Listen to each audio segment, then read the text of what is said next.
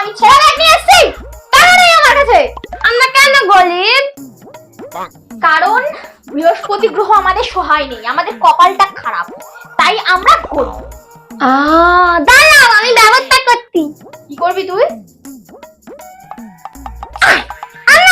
কি এইটা বৃহস্পতি গ্রহকে নিয়ে চলে এসেছি। তুই বৃহস্পতি গ্রহকে কোথা থেকে নিয়ে এলি? আকাশ টাকা, এবার আমাদের কাছে অনেক টাকা থাকবে, তোমাকে ফেরা ব্যাগ নিয়ে আসতে হবে না। এ মানু, এই যে টাকার বর্ষা শুরু